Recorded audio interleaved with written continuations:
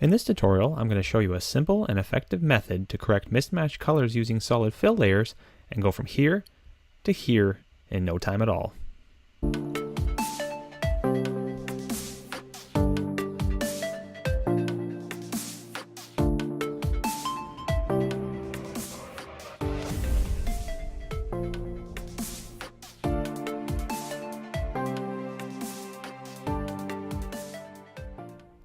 Hi again, Michael Volshinovich here from VibrantShot. You can find me on Facebook at facebook.com/VibrantShot and also at vibrantshot.com.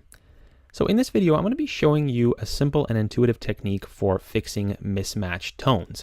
Now we're going to be using two sample images that I shot, and if we just zoom out here, you'll see what I'm talking about. So in this particular image, we can see that we have this nice kind of peachy reddish tone in the skin on the face, but then we have this green cyan sort of color down here in the neck and chest. And that's actually a pretty common problem when shooting studio shots where you have a fairly small light source like a beauty dish or something along those lines. And we're also going to use this image over here where we see that we have a similar problem, but the effect is a little bit more subtle. So we have this more golden tone along the top of the body, and then we have more of a reddish tone down at the bottom in the leg. So we're going to be correcting actually both of these problems.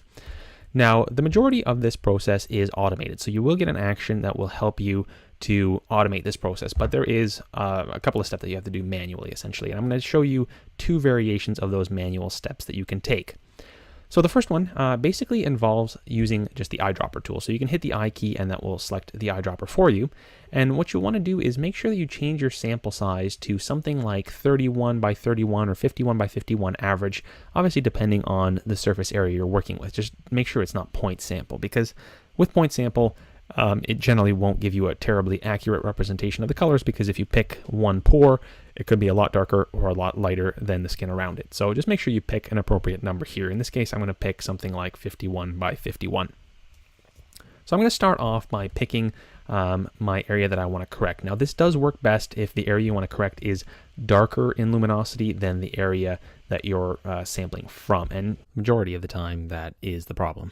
If that's not the case, I'll show you how you can kind of adjust it afterwards here, but for the most part, you know, it's ideal in situations where you have a darker color in the problem area. And like I said, that is the majority of cases. So let's go ahead and sample something down here. Basically, I want to sample something that's, you know, fairly close to the luminance value that I'm going to be sampling from. So I'm going to pick this area here where I have a little bit of highlight, a little bit of midtone, a little bit of shadow around it. So just grab a point there. Next thing I'm going to do after I've sampled that is I'm going to throw that color in the background, and I can do that just by hitting the X key. And you'll see when you hit X, you're actually cycling between the foreground and background colors. So I want this color in the background, and then I'm going to sample my foreground tone over here. So I'm going to grab something like this. Now, if the ordering is wrong, just hit the X key again, and that will just flip it around. So like I said, lighter color in the front, darker color as your background color.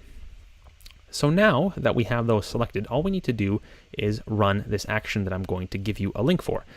It's this one here called the VS Tonal Div Fix SACA, which stands for Subtracted Average Color Adjustment, for lack of a better name. So basically, we're just going to run this here, and it's going to churn through a couple of steps. And essentially what it's doing is it's actually calculating the difference between these two colors, creating a solid fill layer out of that difference, and it's going to blend that with the color dodge blend mode. Now, it's going to create this group for you here called VS Diff Fixer, and that's basically the grouping for making this correction. And it's masked out, so you actually have to mask in the area you want to fix, which you're going to have to do regardless of what method you use. Now, there are a bunch of different methods that you can use for this, by the way. You can use hue saturation, curves, selective color, but the purpose of this method is just to show you a simple and intuitive way of doing it. So back to our mask over here, let's just grab that, and we're going to just grab a white brush. I'm going to paint this in. If you want to be really precise about it, you could you know, lasso tool this in or pen tool this in or something along those lines. But for the purpose of demonstration, I think this is going to work just fine. So let's just go ahead and brush in this neck and chest area here. Like so. All right, there we are. So as you can see, that has corrected the color quite nicely. Now, if you didn't select the perfect source and destination luminosity values, you're going to have to do a little bit of luminosity correction. And for that, I've provided two of these curves adjustments here. They're both set to 0% opacity, so you're going to have to increase them if you want to lighten, or increase the darken one if you want to darken.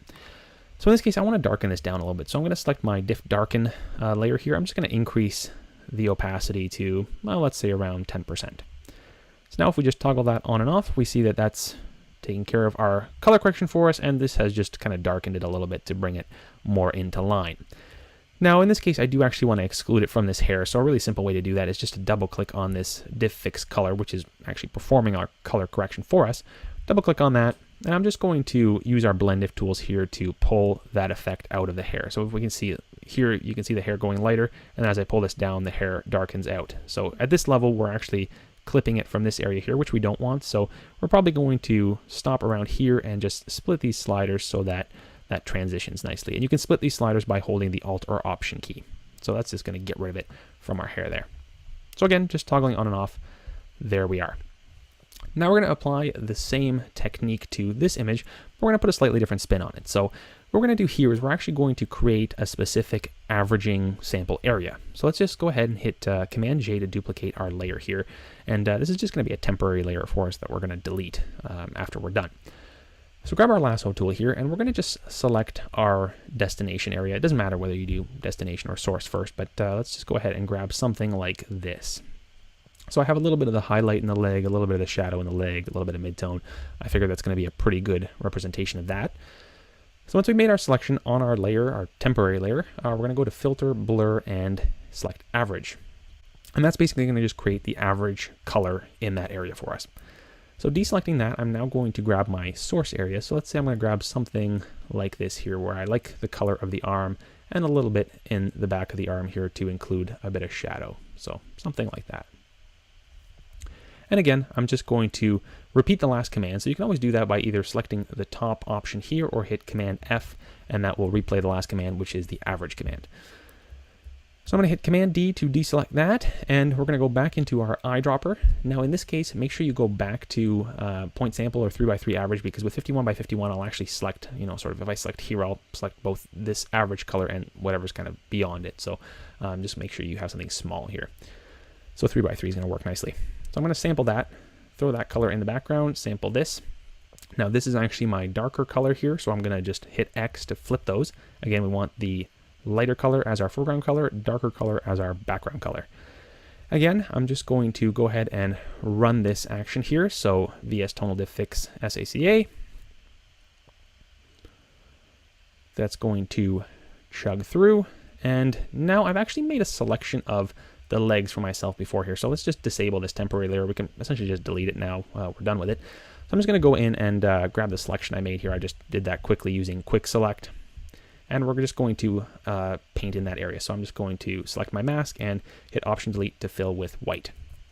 So as you can see, that has corrected the color, but now we still have a little bit of a luminosity difference. So let's just go in here into our lighten layer. I'm just going to actually brighten this up a little bit more. So let's just take this up until we like the way it looks. And I think that's pretty good for me.